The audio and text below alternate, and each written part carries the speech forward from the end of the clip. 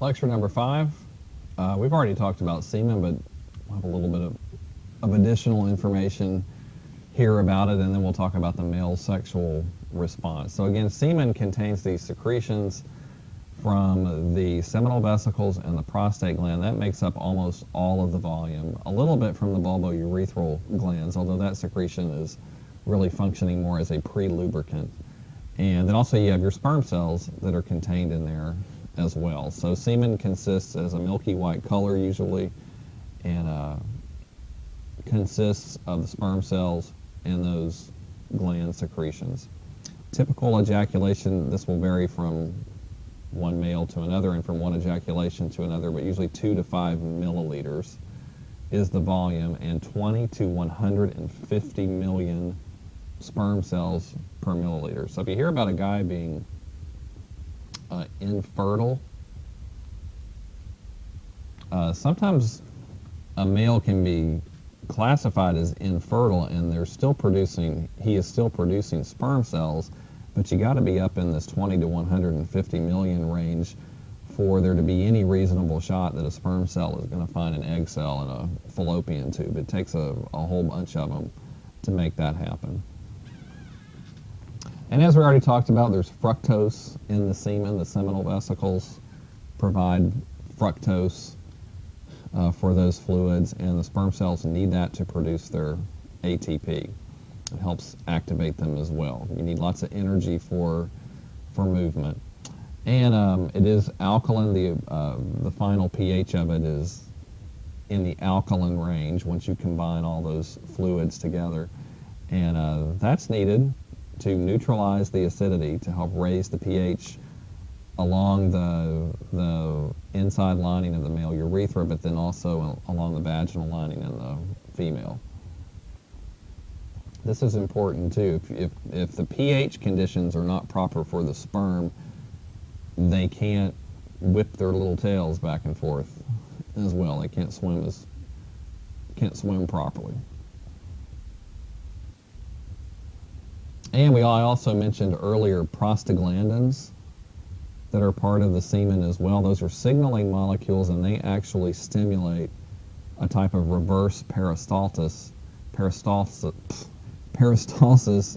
in the uterus. And they also decrease the viscosity of mucus in the cervix. So you may have heard of a mucus plug before. Pregnant women have a mucus plug around the cervix, which gets released as they're going into labor and just before childbirth. Well, there is a mucus plug around the cervix that exists throughout a significant part of the female monthly cycle, which is actually blocking sperm from entering the uterus. The idea there is if a woman has already conceived a child, you don't want additional sperm entering and potentially fertilizing another egg later as the pregnancy proceeds. So that's supposed to help prevent that. It also helps prevent microorganisms from getting into the uterus from the vagina as well. So it's supposed to protect the inside of the uterus and protect a developing embryo or fetus that might be in there. All right, so prostaglandins help thin out the mucus around the opening of the cervix in the female. Reverse peristalsis, so those are muscular contractions that are going to help drive the sperm. The sperm have to swim up the cervix into the uterus, and those muscular contractions help propel them toward the fallopian tubes. There's a hormone in semen called relaxin, and enzymes in there as well that play roles in making sure the sperm are motile. There's ATP already pre-made in there that can provide an energy source.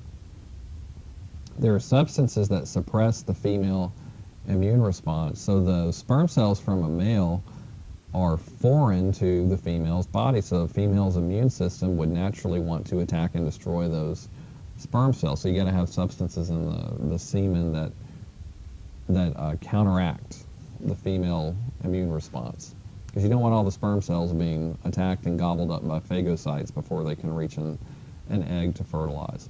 There are some chemical components in there that are antibacterial. And as I mentioned earlier, there are clotting factors within the semen that initially cause the semen to coagulate or clot right after it's deposited inside the female.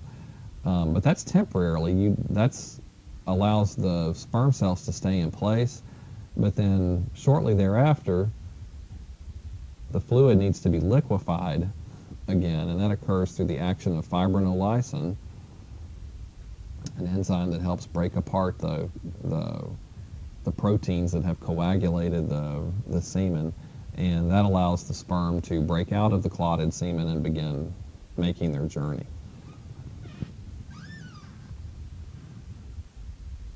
Okay, the male sexual response, of course, that involves an erection of the penis. So there are arterioles in the penis that are normally kept constricted, and when that's occurring, the penis will be in a flaccid state. When a male becomes sexually excited, there are parasympathetic neurons that send signals to these arterioles, and they secrete nitric oxide, NO. So that's a nitrogen atom and an oxygen atom bonded together, and that's functioning as a neurotransmitter. And what it does is it stimulates the smooth muscle in these arterioles to relax. So that allows those arterioles to dilate, and blood then flows into these spongy tissues in the penis. And the corpora cavernosa, as they engorge with blood and swell up, they actually close off veins. So they press up against veins that would be trying to drain this blood out of the penis. You know, it's got to stay in there. How does it stay in those spongy tissues? You've got to close off or pinch the veins that would be trying to carry this blood out of the penis, and that happens because the corpora cavernosa pinch off those veins. And that results in urerection, the enlargement and the stiffening of the penis. Now during ejaculation is necessary to propel the semen through the ducts and out of the body. And this involves sympathetic nervous system action. And there are several things that have to happen. The bladder sphincter muscle, that internal sphincter, has to constrict, okay, because you don't want urine flowing out of the bladder and into the prostatic part of the urethra, because if you remember, the prostate is producing secretions that are going to need to end up in the semen. So the internal urethral sphincter has to constrict to make sure you don't have any urine combining with the semen. Then all these ducts and accessory glands that we've talked about, they contract, they empty their contents. And there are some muscles that are used in ejaculation. They're called the bulbospongiosus muscles, and they contract very rapidly and rhythmically, and they help propel the semen through the urethra and out of the body. It's pretty forceful. It's about 500 centimeters per second, which is about 11 miles an hour. So it's a pretty fast expulsion. And this ejaculatory event is also associated with the climax or the orgasm in a male. All right, homeostatic imbalance, erectile dysfunction. When this is occurring in a male, the problem generally is that the parasympathetic nerves that secrete nitric oxide, they're releasing too little of it or none of it, and so those arterioles can't dilate and allow blood to flow into the spongy tissues in the penis. And if a male is experiencing that, that's erectile dysfunction. Various causes: alcohol can temporarily cause that, certain types of drugs, certain hormones, blood vessel or nervous system problems, the buildup of plaques along the insides of arteries can reduce blood flow down into the penis later in life, so that can lead to erectile dysfunction. You can have incompetent valves in the veins of the penis that have a have trouble retaining blood. All right, the drugs that we hear about on TV all the time, Viagra and Cialis and others, they generally work by enhancing or increasing the effects of the nitric oxide. So they stimulate vasodilation. And then that allows the blood to flow into those spongy tissues in the penis.